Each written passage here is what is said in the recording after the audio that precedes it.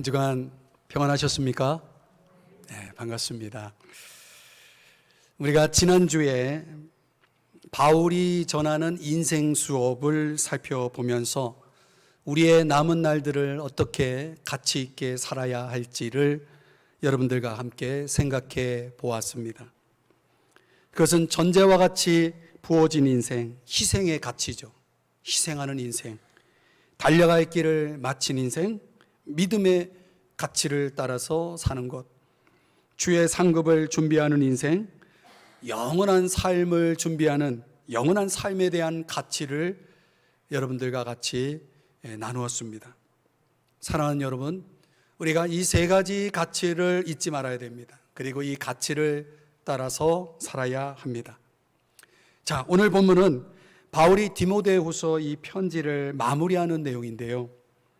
여기서 바울이 그의 인생의 마지막 순간에 그의 주변에 있었던 사람들에 대해서 소개하고 있습니다.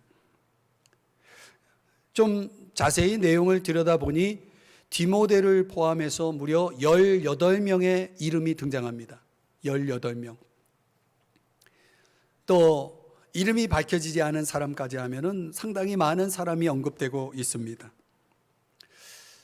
이 디모데후서 강해를 마무리하는 오늘 이 시간에 저는 이 9절서부터 22절 이 많은 사람들을 다 일일이 소개할 수는 없어요. 다만 제 마음에 감동이 되었던 세 사람에 주목하면서 오늘 바울의 마지막 이야기, 세 사람의 이야기 속에서 함께 은혜를 받고자 합니다. 첫 번째 사람은 디모데입니다. 자, 디모데후서 4장 9절의 말씀에 보면 너는 어서 속히 내게로 오라. 이 오라라는 단어가 여러 번 나옵니다. 6번 나오는데요. 자, 디모데후서 4장 13절에 보면은 내가 올 때에 내가 들어와 가보의 집에 둔 겉옷을 가지고 오고 또 최근 특별히 가죽종이에 쓴 것을 가져오라. 그리고 4장 21절에 보면 너는 겨울 전에 어서 오라. 자, 이 내용들을 종합해 보면 이것은 지금 바울이 디모데에게 부탁하는 내용이거든요. 이 내용 속에는 바울의 처지가 잘 나타나 있다는 것이죠. 당시 바울에게는 죽음의 찬바람이 덮쳐오고 있었고요. 며칠이나 남아 있을지 모르지만 얼마나 더 살지 모르지만은 이제 바울은 죽음을 앞에 두고 있었던 것이죠. 자, 그런 상황에서 바울이 이렇게 디모데를 급히 부를 수 있는 이유는 물론 바울과 디모데의 이 관계가 굉장히 친밀한 관계였기 때문에 가능했을 거예요. 그런데 성경학자들은 그 이유를 다른 데서 찾고 있습니다. 몇 가지를 예를 들어드리면 심리적인 이유가 있을 것이다. 즉 바울이 굉장히 외롭고 고립감에 지금 빠져 있었을 것이다 라고 그렇게 보고 있습니다. 그 디모데를 급히 부르는 이유가 외롭기 때문이에요. 여러분, 바울이 이제 세상을 떠날 때가 가까웠다고 그랬잖아요. 이런 상황에 있는 사람들은 되게 사랑하는 사람, 가까운 사람을 보고 싶어 하게 되어 있죠. 그리워하는 것이죠. 이제 저희 아버지가 돌아가시고 나서 이제 저희 어머니 이제 우리 자녀들이 지금 돌아가면서 이렇게 잘 모셔드리려고 애를 쓰고 있는데 요즘 어머니가 좀 다른 반응을 보이시는 거예요. 전에 같으면 이제 저희들 갈게요 하고 인사하면 잘 가 하고 이렇게 반응을 보였는데 글쎄 저희 어머니가 가지 말았으면 좋겠어 그렇게 반응을 하시는 거예요. 왜 그렇게 했습니까? 외롭기 때문이죠. 사람은요 어쩔 수 없어요. 외롭다는 거는요 참 사람에겐 큰 문제인 거죠. 바울이 그런 차원에서 심리적으로 상당한 외로움에 빠져 있었다라고 보는 것입니다. 자, 그런데 21절의 말씀에서 살펴본 대로 겨울 전에 오라고 그랬죠. 겨울 전에. 여기에도 이유를 좀 우리가 생각해 볼 수 있는 것은 왜 겨울 전에 오라고 했을까? 이것은 당시 지중해 연안이 겨울이 되면 얼었다는 거예요. 근데 바울이 이제 디모데를 찾았잖아요. 디모데가 바울에게 가기 위해서는 교통편이 배를 이용했다는 것입니다. 바다가 얼었다라고 한다면 배가 항해할 수가 없죠.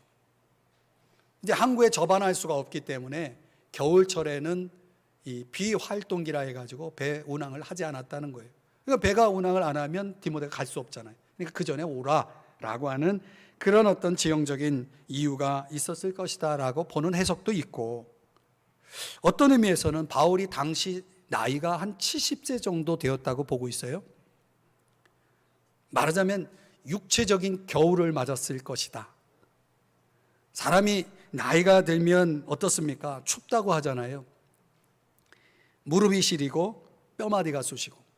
저희 교회가 공사를 할 때 이 본당의 바닥을 보일러로 한 이유가, 이 온풍기를 아무리 틀어도 이 바닥이 추우면요 어르신들이 힘들어요.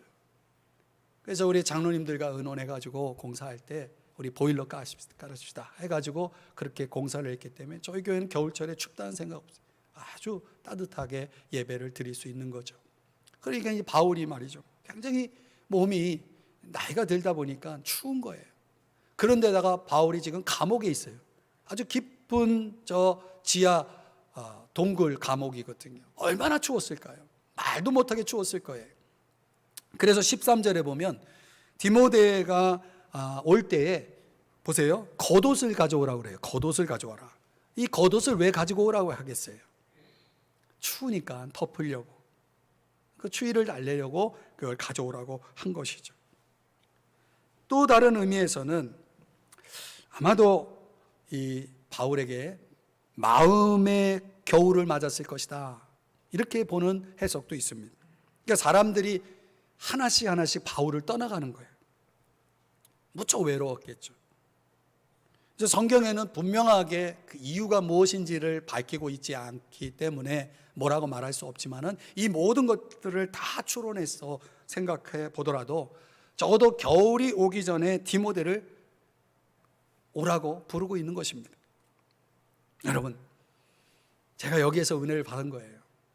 이 말씀을 묵상하면서 문득 제 마음속에 그런 생각이 들었어요. 바울에게만 겨울이 있겠습니까? 우리도 겨울이 있지 않습니까?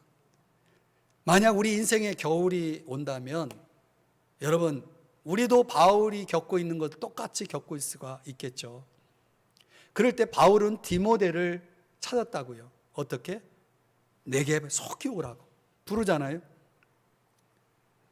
여러분, 우리의 인생의 겨울을 맞을 때 저와 여러분은 바울처럼 이렇게 속히 내게로 오라고 부르면 당장이라도 뛰어올 수 있는 사람이 있습니까? 제가 말씀을 묵상하면서 제 마음에 감동이 된 게 바로 그거예요. 그렇구나. 내가 당장이라도 부르면 달려올 수 있는 그 사람, 우리의 인생의 겨울을 경험해야 될 저와 여러분에게 반드시 있어야 될 대상이구나라는 것을 제가 깨달았다니까요. 그 어떤 학자들은 디모데를 급히 부르는 이유가 바울이 죽으면 바울의 사역을 계승할 후계자가 필요했거든요. 그러니까 디모데에게 뭔가 사역에 대한 어떤 지침이나 가르침을 주고자 하는 그런 급한 마음이 있었을 것 같아요. 그래서 13절을 다시 보시면은 가죽 종이에 쓴 것을 가져오라고 하는데 이건 구약 성경 책을 얘기해요. 그러니까 어떤 면에서 보면 이렇게 내게로 속히 오라고 부르는 여러 가지 이유를 우리가 다 생각해 볼 때에 뭐 그 이유를 알지 못하더라도 중요한 거는 바울이 디모데를 불렀다는 것이에요. 그리고 디모데는 갔겠죠. 디모데가 바울에게 와 있는 동안 에베소 교회를 이렇게 맡아서 수고할 두기고를 이제 보내게 되고 하는 그런 내용이 이제 또 다른 성경이 또 있습니다. 자, 여러분, 어서 속히 내게로 오라는 이 메시지를 묵상하면서 제가 여러분에게 도전하고 싶은 게 바로 이거예요. 우리에게도 이런 관계에 가까운 친구를 가질 필요가 있지 않겠습니까? 우리는요, 삶을 나눌 수 있는 소수의 가까운 친구가 반드시 있어야 됩니다. 이런 친구는 서로에게 희생하고 헌신하는 가치를 아는 관계라 할 수 있습니다. 과거 교회사에 보면 모라비안 교도들이 있었습니다. 웨슬리 전통과 관련해서 밴드라는, 영어로 밴드라는 소그룹 모임이 있었는데요, 그들은 3명 내지 5명이 이렇게 소그룹으로 모였다고 합니다. 정기적으로 모여서 깊이 교제를 나누었는데 동성으로 나누었어요. 남자는 남자, 여자는 여자. 왜냐하면 남자는 남자에게만 할 수 있는 얘기가 있고 여자는 여자에게만 할 수 있는 이야기가 있잖아요. 제가 과거 사역을 하다가 부부 모임을 만들어 봤는데요. 이게 부부 모임을 마치고 부부들이 이제 집에 가잖아요. 그러면 맨날 싸우는 거예요. 왜 싸우냐 그랬더니 왜 거기서 그 얘기를 내 얘기를 왜 하냐고 하면서 막 그러면서 싸우는 거예요. 결국은 그래서 부부 모임을 해체해 버렸어요. 여러분, 남자는 남자들에게만 할 수 있는 얘기, 여자는 여자들에게만 할 수 있는 얘기. 뭐 그런 차원에서 그런 이유로 인해서 이렇게 동성으로 구성된 소그룹을 만들어서 서로 격려하고 후원하고 때로는 거절의 두려움이 없이 자기의 죄를 솔직하게 고백할 수 있는 차원의 이런 끈끈한 교제의 모임을 그들이 갖고 있었다는 거죠. 이 어떤 환경에서도 이 교제의 끈이 얼마나 강했는지 그들을 아주 든든히 지켜주고 지탱해 줄 수 있었다고 합니다. 여러분, 우리가 이런 수준에서 관계를 형성할 수 있는 신앙적인 친구가 적어도 1명 이상은 있어야 한다는 거죠. 많이 있을 필요는 없어요. 그러나 적어도 몇 사람은 우리 안에 그런 그룹이 필요하다는 것입니다. 여러분, 기독교 운동가인 함석헌 선생님 아시죠? 그분의 시 그 사람을 가졌는가라는 유명한 시 여러분 기억나시나요? 한번 여러분에게 소개를 해드립니다. 말리길 나서는 날 처자를 내 맡기며 마음 놓고 갈 만한 사람, 그 사람을 그대는 가졌는가? 온 세상 다 나를 버려 마음이 외로울 때에도 저 마음이야 하고 믿어지는 그 사람을 그대는 가졌는가? 탔던 배 꺼지는 시간, 구명대 서로 사양하며 너만은 제발 살아다오 할 그 사람을 그대는 가졌는가? 불의의 사형장에서 다 죽여도 너희 세상 빛을 위해 저만은 살려두거라 일러줄 그 사람을 그대는 가졌는가? 잊지 못할 이 세상을 놓고 떠나려 할 때 저 하나 있으니 하며 빙긋이 웃고 눈을 감을 그 사람을 그대는 가졌는가? 온 세상의 찬성보다도 아니 하고 가만히 머리 흔들 그 한 얼굴 생각, 알뜰한 유혹을 물리치게 되는 그 사람을 그대는 가졌는가? 여러분도 이런 사람을 가졌나요? 그렇다면 여러분은 얼마나 행복한 사람입니까? 성경은 이렇게 말씀합니다. 데살로니가전서 4장 18절에 보면 서로 위로하라. 히브리서 3장 13절 말씀에 보면 오직 오늘이라 일컫는 동안에 매일 피차 권면하여 너희 중에 누구든지 죄의 유혹으로 완고하게 되지 않도록 하라. 히브리서 10장 24절에 보면 서로 돌아보아 사랑과 선행을 격려하며 라고 말씀을 하고 있습니다. 사랑하는 여러분, 제가 여러분에게 도전하고 싶은 게 바로 이겁니다.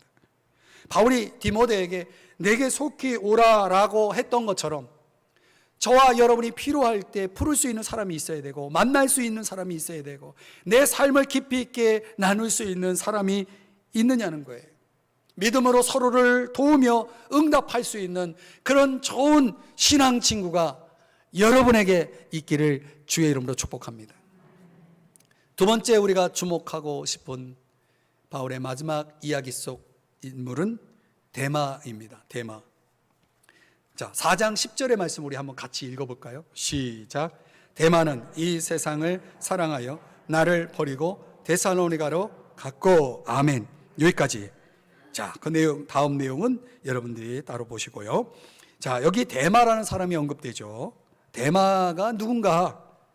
다른 성경을 먼저 인용해 보면요, 골로새서 4장 14절에 보면 사랑을 받는 의사 누가와 또 데마가 너희에게 문안하니라. 그러니까 바울이 감옥에서 쓴 편지 골로새서의 내용을 참고해 보면 지금 바울이 감옥에 있을 때에 누가 있었어요? 누가가 있었고, 누가 있었어요? 데마가 있었다는 거예요. 고난을 같이 나누었던 사람이라는 거죠. 또 빌레몬서 24절의 말씀에 보면 나의 동역자 마가, 아리스다고, 데마, 누가, 이 네 사람을 언급하는데 여기 데마가 있어요. 그러니까 바울이 인정하는 동역자였다는 것입니다. 한마디로 말하면 아주 신실한 그리스도인이었다는 거죠. 그런데 오늘 본문 10절을 보면 그에게 어떤 일이 생긴 것입니까? 바울을 버렸다는 것입니다. 나를 버리고 어느 날 갑자기 바울을 버리고 떠나간 것입니다. 그냥 볼일 보러 간 것이 아니고 잠시 어디 여행을 간 게 아니라 완전히 버렸다는 얘기입니다. 이유가 뭘까요? 그 단서를 10절에서는 이렇게 소개합니다. 이 세상을 사랑하여. 사랑하는 여러분, 죽음을 앞에 두고 있는 바울만 아니라 세상을 사랑했다는 건 뭡니까? 주님에 대한 믿음마저 저버렸다는 것이죠. 왜냐하면 두 주인을 섬길 수가 없거든요. 마태복음 7장에 보면 한 사람이 두 주인을 섬기지 못할 것이라고 말하고 있고 끝부분에 보면 하나님과 재물을 겸하여 섬길 수 없다라고 말씀하고 있는 것입니다. 우리에게는 한 주인만이 존재할 수 있는 거죠. 세상을 사랑했다면 더 이상 주님은 그의 관심 밖이 될 수밖에 없는 것입니다. 사도 요한은 우리에게 이렇게 경고하죠. 요한일서 2장 15절에 보면 이 세상이나 세상에 있는 것들을 사랑하지 말라. 왜? 16절에 가보면 세상에 있는 모든 것이 육신의 정욕과 안목의 정욕과 이생의 자랑이니라고 말하고 있는 것입니다. 여기 말하는 육신의 정욕은 물질에 대한 욕심을 얘기합니다. 안목의 정욕이라는 것은 다른 사람과 비교하며 시기하고 질투하는 걸 얘기해요. 이런 거 얼마나 인간들이 많이 갖고 있습니까? 이생의 자랑이라고 하는 것은 마치 자기가 하나님이 된 것처럼 하나님 노릇하려는 교만을 이야기하는 것입니다. 여러분 아십니까?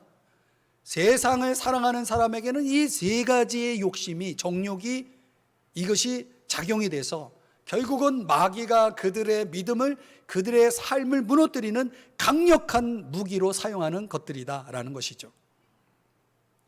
데마가 세상을 사랑해서 바울을 버린 데에는 이런 욕심, 이런 시기, 이런 교만이 작용했을 것이 분명합니다. 오늘 본문의 배경 속에서 설명드리면 아마도 내가 바울과 함께 있다가는 죽을 때까지 고생만 하겠다. 내가 이제 바울을 좀 떠나서 내 안일과 편리를 생각하면서 나도 좀 편하게 살고 싶다 해서 아마 바울을 떠났을 가능성이 큽니다. 여러분, 묻고 싶어요. 데마가 잘 선택한 것입니까? 옳은 선택을 한 것입니까? 여러분, 만약에 이 세상이 전부라면, 이 세상 삶이 전부라면 데마는 탁월한 선택을 한 것입니다. 고린도전서 15장 19절의 말씀을 우리 한번 같이 읽어보기를 원합니다. 다 같이 읽어봅니다. 시작. 만일 그리스도 안에서 우리가 바라는 것이 다만 이 세상의 삶뿐이면 모든 사람 가운데 우리가 더욱 불쌍한 자이리라. 그렇죠, 여러분.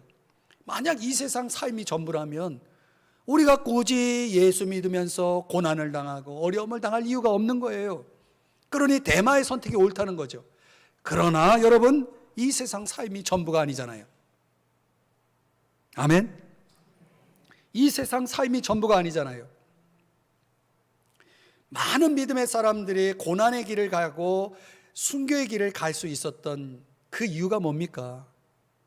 이 세상 삶이 전부가 아니라는 믿음 때문에.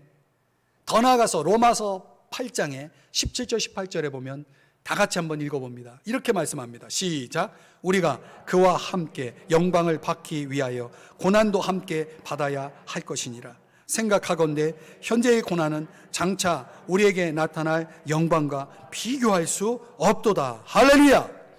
사랑하는 여러분, 영광을 받기 위해서 고난이 있는 거예요. 현재의 고난이라고 하는 것은 장차 나타날 영광과 비교가 안 되는 거예요. 그렇기 때문에 고난의 길을, 순교의 길을 갈 수가 있었다는 것이죠. 데마는 잘못 선택한 것입니다. 교회의 역사를 공부해 보면요, 많은 박해가 그 역사 속에 있었습니다. 하나의 예를 들면 주 249년에 로마 황제 데시우스가 로마의 옛 문화를 재생한다라고 하는 그런 미명하에서 기독교에 대한 박해를 시작하게 됩니다. 그러면서 온 시민들에게 뭘 요구하냐면 로마의 신들에게 제사를 할 것을 명령합니다. 그리고 그것을 이행했다라고 하는 증명서를 소지하게 만듭니다. 만약 그것을 거부한다면 지위를 박탈하고 재산을 압류하고 감금하고 심지어 교수형까지 처하게 되는 그런 일들이 벌어지니까 많은 교회들이 혼란에 빠지게 됩니다. 이런 박해가 무려 3년이나 지속됩니다. 그런데요, 이 3년 동안 많은 교회 안에 어떤 일이 벌어졌냐면 교회 신앙생활을 버리고 떠나는 사람들이 많이 나오게 됩니다. 불과 3년 안에 많은 사람들이 믿음을 버렸다는 것입니다. 신앙을 버렸다는 것입니다. 교회를 떠났다는 것입니다. 저는 이 코로나19라는 이런 팬데믹 이런 현상 속에서 지금 열방에 있는 모든 교회들이 지금 박해라고 말할 수는 없지만은 어떻든 위기를 지금 맞이하고 있고 이런 시간들을 우리가 보내고 있다는 거죠. 저는 그런 생각을 합니다. 이 팬데믹 현상, 이 코로나19가 완전히 해결됐을 때 한국 교회 안에, 세계 교회 안에 얼마나 신자들이 남아 있을까? 저는 그런 질문을 종종 던져봅니다. 우리 삼성중앙교회 안에는 신자들이 얼마나 남아 있을까요? 자, 그런데요, 우리가 주목해 볼 것은 박해가 끝나고 이제 3년이라는 박해가 끝나고 좀 안정을 찾자 교회 안에 큰 진통이 생깁니다. 그건 뭐냐면 박해 기간 동안에 교회를 떠났던 사람들이 박해가 끝나고 교회로 돌아오는 것입니다. 그럼 박해 기간에 교회를 떠나지 않은 충성파들이 박해 기간에 교회를 떠났다가 박해가 끝나고 돌아오는 사람들을 거부하는 거예요. 우리는 저들과 같이 할 수 없다. 우리 공동체는 저들의 가짜 믿음을 수용할 수가 없다 하면서 그들에 대한 소위 말하는 변절자들에 대한 처리 문제를 가지고 진통을 겪게 됩니다. 그때 저 유명한 키프리안 감독이 이런 메시지를 그들에게 던지게 되는데 요약하면 이런 내용입니다. 여러분, 박해를 피해 교회를 떠난 저 사람들, 변절자들을 나무라지 마십시오. 저들에게 문제가 있는 것이 아니라 책임은 교회에 있습니다. 교회가 과연 저 이 박해가 있기 전 성도들에게 축복을 가르치면서 정작 박해 기간에 신앙을 어떻게 유지하고 박해를 어떻게 견뎌야 하는지에 대해서는 교회가 가르치지 않은 책임이 있습니다. 이 문제는 전적으로 교회의 책임인 것입니다. 하면서 이 문제를 처리하려고 노력을 합니다. 후에 주 257년에 다시 또 박해가 찾아옵니다. 그리고 그 다음에 키프리안 감독은 순교를 당하게 되죠. 교회 역사 가운데 이런 박해의 역사를 연구해 보면 그 기간 때마다 하나님은 교회를 정화시키는 작업을 하십니다. 저는 지금 한국 교회가, 우리 교회가 그런 시간을 보내고 있다고 생각합니다. 사랑하는 여러분, 오늘 본문으로 돌아와서 데마가 그렇게 신실하고 그렇게 열정적인 데마가 어떻게 주님을 떠날 수 있고 어떻게 믿음을 버릴 수가 있었는지 여러분 이해가 되시나요? 데마의 시작은 얼마나 훌륭했나요? 그는 얼마나 뜨거운 사람이었습니까? 얼마나 헌신적인 사람이었습니까? 그러나 그의 그 신앙이, 그 시작된 신앙이 그의 미래를 보장해 주지 못했다는 것입니다. 여러분, 과거를 의지하지 마셔야 됩니다. 내가 과거에 어떤 신앙을 가졌다, 내가 이런 신앙이었다, 여러분 자랑할 거 하나 없습니다. 과거는 과거일 뿐이죠. 여러분, 미래를 예측할 수 없는 거예요. 여러분, 앞으로 잘해보겠다, 다 소용없어요. 누가 장담합니까? 신앙은 과거적인 것도 미래적인 것도 아닌 현재적인 것입니다. 여러분, 혹 우리는 쉽게 흔들리는 이 대마의 모습이 우리에게도 있지 않는지를 돌아봐야 하는 것입니다. 언제라도 변함없는 이 전천후와 같은 그런 신앙, 끊임없이 신실한 변함없는 그런 신앙을 여러분, 과연 여러분은 갖고 계시나요?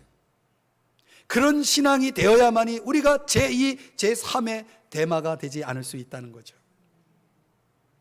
사랑하는 여러분, 오늘 성경에는 대마와 정반대의 모습을 보인 한 사람을 소개하는데요, 11절 말씀에 가보면 마가라는 사람입니다. 여러분, 마가가 누군지 알아요? 마가는요, 설명드리면 바울과 바나바가 제1차 전도 여행을 갈 때 함께 동행했던 사람인데 도중에 예루살렘으로 집으로 돌아가 버렸어요. 그래서 그때 바울이 이 마가에 대해서 아주 실망을 합니다. 마가는 정말 믿음이 가지 않는 사람, 끈기가 없는 사람, 뭘 해도 끈기가 없고 팀워크를 깨는 사람, 낙인이 찍혔어요. 그래서 2차 전도 여행을 가고자 할 때에 마가를 데려가느냐 마느냐의 문제를 가지고 바울과 바나바가 싸워서 결국은 그 두 사람이 갈라서게 되는 원인을 제공합니다. 그러니까 바울에게 마가는 아주 쓸모없는 사람이에요. 그런데 오늘 11절을 보시면요, 바울이요 뭐라고 말하냐면 누가에게 이제 말하는 겁니다. 누가가 내가 올 때에 마가를 데리고 오라. 그가 나의 일에 어떻다고요? 그러니까 마가가 벌써 그렇게 바울에게 실망을 주었던 마가가 지금의 이 현재 모습은 바울에게 있어서 유익한 사람이 되어 있었다라는 것이죠. 그러니까 마가는 변화된 것입니다. 여러분, 대마는 시작은 굉장한 사람이었지만은 나중에 떠나버린 사람, 주님을 떠나버린 사람이라면 마가는 처음에는 형편없는 사람이었는데 나중에는 아주 귀하게 유익하게 쓰임을 받은 사람이라는 거예요. 사람이 되었다는 거예요. 여러분 아시잖아요. 마가가 마가복음을 썼다는 거 처음 듣습니까? 여러분, 마가가 마가복음을 썼어요. 누가복음은 누가 썼을까요? 누가가 썼어요. 아직도 성경에 대해서 무지한 사람들은 누가복음이 누가 썼는지 마가복음이 누가 썼는지 모르는 사람이 있다는 거예요. 성경 좀 보십시다 좀. 제가 이걸 보면서 뭘 느끼냐면, 야, 사람은 모를 일이다 말이지. 우리는 마가 같은 사람이 될 수도 있고 대마 같은 사람이 될 수도 있어요. 여러분, 어떤 사람이 되기를 원하십니까? 세상을 사랑한 대마가 되기를 원하십니까? 주를 사랑하며 주와 복음과 교회와 이웃을 위해서 유익을 주는 그런 마가와 같은 인생을 살기를 원하십니까? 저는 여러분에게 이 마가와 같은 인생을 살기를 주의 이름으로 축복합니다. 마지막으로 바울의 마지막 이야기 속에 주목하고 싶은 세 번째 사람은 알렉산더입니다. 알렉산더. 자, 성경 속의 알렉산더를 소개합니다. 14절에 보면 그의 직업은 구리 세공업자입니다. 세공업자입니다. 그런데 우리가 오래전에 살펴본 디모데전서 1장 20절에는 그가 예수를 믿다가 변절하여 이단에 빠진 사람이라고 소개하고 있습니다. 그런데 현재적으로는 오늘 14절에서 바울이 뭐라고 말하냐면 그가 내게 해를 많이 입혔다 그랬어요.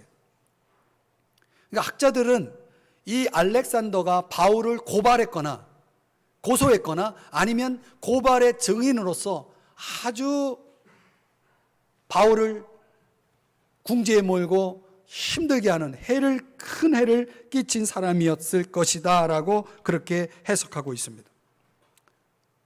이걸 우리에게 적용해 보면 우리는 살면서 이렇게 적극적으로 우리에게 해를 끼치는 사람들을 만날 수 있는 거예요. 아마 현재적으로 여러분이 그런 사람을 지금 겪고 있을지도 모르겠습니다.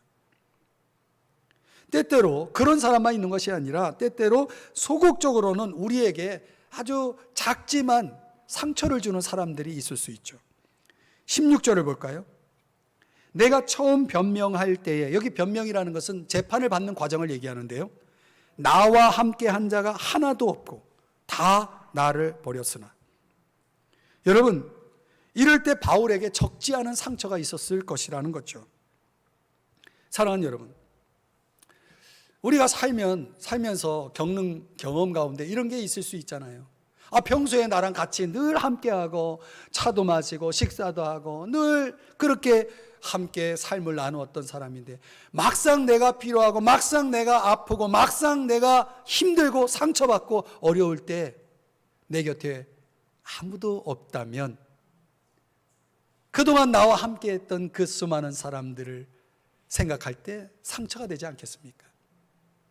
저는 우리가 틀림없이 인생을 살면서 이런 경험을 할 수 있다고 봅니다. 사랑하는 여러분, 우리가 이렇게 큰 해를 입히고 또 이런저런 상처를 주는 사람들을 만난다면 어떻게 그들을 대해야 될까요? 오늘 바울이 그런 사람들을 네 가지의 반응으로 극복하는 것을 보여줍니다. 14절을 볼까요? 주께서 그 행한 대로 그에게 갚으시리니, 이렇게 말합니다. 무슨 말입니까? 알렉산더가 그렇게 큰 해를 끼쳐도 바울이 직접 보복하지 않고 모든 심판을 주께 맡깁니다. 왜요? 로마서 12장 19절 때문에. 여기 보면은 원수를 친히 갚지 말라, 하나님의 진노하심에 맡기라. 왜? 원수 갚는 것이 내게 있으니까 하나님이 갚으시겠다는 거예요. 저 유명한 미국의 신학자 조나단 에드워즈는 5가지 생활 지침을 가지고 살았다는데요. 살아있는 한 최대한 노력하자, 한순간도 시간을 낭비하지 말자, 다른 사람을 경멸하지 말자, 그리고 네 번째가 뭐냐면 복수하거나 질투하는 마음에 사로잡히지 말자. 이런 지침을 가지고 살았다는 거예요. 여러분, 우리도 이렇게 살아야 되는 거예요.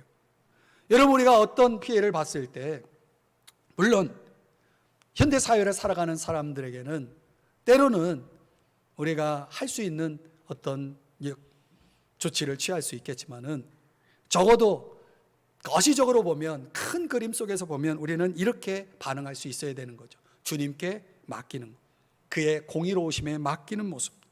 이런 바울의 신앙을 본받아서 살아갈 필요가 있는 것입니다. 두 번째 보인 반응이 뭐냐면 16절에 보면 그들에게 허물을 돌리지 않기를 원하노라. 뭐 하고 있는 거예요? 용서의 기도를 드리고 있는 거죠. 누구처럼? 예수님처럼. 예수님이 누가복음 23장 34절에서 어떻게 기도하셨습니까? 다 같이 읽어봅니다. 시작. 이에 예수께서 이르시되 아버지 저들을 사하여 주옵소서, 자기들이 하는 것을 알지 못함이니이다 하시더라. 아멘. 사랑하는 여러분, 예수님도 용서하셨어요. 저와 여러분도 용서할 수 있어야 되는 거죠. 바울도 용서했다는 거죠. 여러분, 우리가 용서 없이 인생을 살아갈 수 없습니다. 만약 여러분이 용서하지 않는 마음으로 평생을 살아간다면 여러분 건강에도 안 좋아요. 화병에 걸려요. 스트레스 받아요. 그렇게 살 필요가 없는 것입니다. 우리가 인생을 살면서 후회 없는 인생을 살고자 하고 새로운 인생을 살고자 할 때 꼭 있어야 될 게 뭐예요? 용서라는 거예요. 용서는 상대가 구하든지 그렇지 않든지 바로 하는 게 용서예요. 용서는 미뤄서는 안 됩니다. 너무 늦기 전에 해야 하는 것입니다. 바울이 그렇게 했다는 거예요. 그런데요, 바울이 보인 반응 가운데 또 저를 감동하게 하는 것이 있습니다. 그게 17절입니다. 17절 말씀을 한번 보시겠습니다. 주께서 내 곁에 서서라고 말합니다. 주께서 내 곁에 서서. 바로 앞에서 바울이 뭐라고 말했냐면 다 나를 버리고 떠났다. 일도 없다. 하나도 없다라고 말했거든요. 그런데 과연 그런가요? 사람들은 다 떠났지만은 누구는 곁에 있었어요? 주님은 곁에 있었다는 거예요. 이게 감동이에요. 이게 은혜예요. 사랑하는 여러분, 우리가 인생을 살면서 정말 아프고 힘들 때는요, 내 곁에는 사람이 없는 거예요, 원래. 왜? 있어도 욥처럼 별 도움이 안 되거든요. 정말 아프고 정말 상처가 되고 정말 힘들 때 유일하신 위로자, 내 곁에 다가오셔서 나와 함께 하시고, 그리고 오늘 본문의 17절에 보면 뭘 주셨다고요? 힘을 주시는 분이 바로 주님이심을 믿으시기 바랍니다. 그러니까 이 큰 해를 입고 그리고 여러 가지 상처를 입고 있었던 이 바울이 주님을 깊이 경험하는 기회로 그 상황들을 사용했다는 걸 알 수가 있어요. 여러분, 우리가 주님을 깊이 만나는 때가 언제인지 아십니까? 내가 아플 때예요. 내가 힘들 때예요. 내가 상처받을 때예요. 그렇기 때문에 우리는 그럴 때 우리의 시선을 사람에게서가 아니라 하나님을 향할 수 있다는 사실을 아십니까? 여러분, 우리는 얼마나 사람을 좋아합니까? 얼마나 사람과 함께 있기를 원합니까? 얼마나 많은 시간을 사람과 함께 보냅니까? 그러나 정말 나를 도울 때는 사람은 없다는 거예요. 주님은 항상 곁에 계심에도 불구하고요. 사랑하는 여러분, 사자의 입에서 건짐을 받았다 그랬어요. 주님을 깊이 경험하는 겁니다. 여러분, 우리도 이런 경험을 할 수 있을까요? 물론입니다. 여러분, 인생 속에서 부딪히는 관계에 그 수많은 상처가 있을 때 우리를 일으키는 게 무엇입니까? 그것은 우리 곁에 다가오시는 주님이에요. 여기에 답이 있는 거예요. 여러분, 사람을 의지하면 안 됩니다. 우리가 친구가 필요하다라고 제가 말씀을 드렸지만 그는 의지의 대상은 아니에요. 오직 우리가 의지할 분은 주님 한 분인 것입니다. 바울은 또 하나의 반응으로 18절에서 보여줍니다.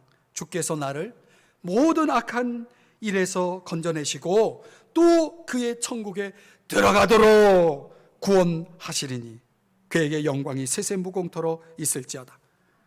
바울에게 무엇이 있었다는 겁니까? 천국에 대한 확신과 소망이 있었다는 거예요. 여러분, 우리가 이 땅에서 해결할 수 없는 문제들이 많죠. 그래서 천국이 필요한 거예요. 그래서 천국이 있어야 되는 거예요. 우리가 이 땅에서 완전한 삶을 경험하면 천국 갈 필요가 없어요. 그러나 이 땅은 완전하지 않습니다. 바울을 보호해주고 바울과 함께 해주시고 바울을 건져주신 그분이 이제 바울을 주님의 나라로 들어가게 하실 것이라고 하는 이 확신과 소망을 생각하면서 주님께 영광을 돌려드리고 있는 것입니다. 이것이 바울이 상처와 아픔 속에서도 당당히 일어설 수 있었던, 승리할 수 있었던 용기요 지혜였다는 것이죠. 여러분, 라인홀트 리버의 유명한 기도문 아시나요? 아마 제가 오래전에 한번 소개했던 적이 있는데 한번 들어보세요. 하나님이여, 고칠 수 있는 것에 대해서는 그것을 고칠 수 있는 용기를 주소서. 고칠 수 없는 것에 대해서는 그것을 받아들일 수 있는 냉정함을 주소서. 그리고 고칠 수 있는 것과 고칠 수 없는 것을 분별하는 지혜를 주소서. 그렇습니다, 여러분. 인생의 긴 여정을 끝내고 결승선을 눈앞에 둔 바울이 특별히 사람들을 생각하면서 전해준 그의 마지막 이야기 속에서 우리가 주목해 본 세 사람이 던져준 교훈이 무엇입니까? 오늘 이것을 우리가 잊지 말고 우리의 인생 속에서 적용하며 살아야 됩니다. 여러분에게 친구가 필요해요. 물론 주님이 함께 하셨지만 바울도 인간인지라 외로움을 느꼈다는 거예요. 그래서 디모데가 필요했던 거예요. 우리도 마찬가지예요. 우리가 주님과 함께 살아가고 있지만은 여전히 우리의 이 인생의 장애는 나와 함께 같이 으쌰으쌰 하면서 달려가 줄 수 있는 그런 동반 친구가 필요하다는 것이죠. 그런 친구를 반드시 여러분 만들어야 됩니다. 만들어야 됩니다. 그냥 주어지는 게 아닙니다. 만들어야 됩니다. 그러려면 여러분 마음을 열고 교회 공동체 안에서 여러분이 필요하다면 세상 친구 말고요, 교회 공동체 안에서 정말 여러분이 기도하면서 친구를 만드세요. 그러면 여러분은 바울처럼 디모데처럼 많은 신앙인들이 보여줬던 것처럼 승리할 수 있을 겁니다. 또 중요한 거는 세상을 사랑하는 데마가 아니라 마가처럼 변화되어서 유익을 주는 그런 인생을 살고자 힘써야 됩니다. 여러분은 오늘보다는 내일이 나은 사람이 되어야 합니다. 대마처럼 후퇴하는 자가 아니라 마가처럼 전진하는, 승리하고 변화되고 그리고 성장하는 그런 인생을 살아갈 수 있기를 주의 이름으로 축복합니다. 그리고 여러분 혹 사람에게 상처받고 아프고 힘들고 위협을 받고 어려운 일을 당한다면 여러분, 우리가 세상 사람들과 똑같은 방법으로 그런 문제를 해결하기보다는 용서하십시오. 주님께 맡기십시오. 주의 간섭을 깊이 경험하십시오. 그리고 무엇보다도 저 하늘나라 천국의 소망을 가지십시오. 그리하면 여러분 반드시 일어설 거예요. 여러분 반드시 승리할 거예요. 여러분의 인생의 장에 하나님의 부요하심이 반드시 함께할 줄 믿습니다. 오늘 이 말씀 여러분의 마음에 두시고 오늘 예배를 마치고 돌아갔을 때 한 주간 여러분의 묵상이 되고 여러분의 순종이 될 수 있기를 주의 이름으로 축복합니다. 기도하겠습니다.